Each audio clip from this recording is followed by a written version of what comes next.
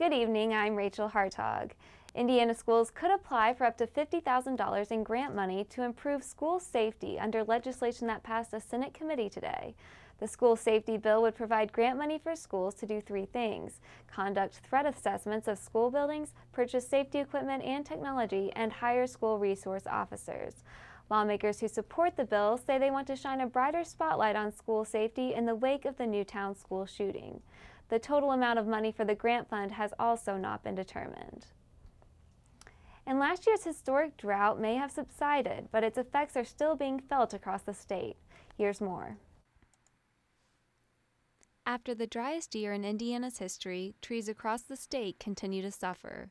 Purdue University urban forestry specialist Lindsay Purcell says it could be a year or two before the state's trees recover from the damage, meaning a number of aspects of Hoosier life may take that much time to readjust to. Things such as cooling, from shade, air quality, water quality, all of those things suffer as a result of that lack of tree canopy, and that's my biggest concern, is the impact of loss of canopy on our quality of life.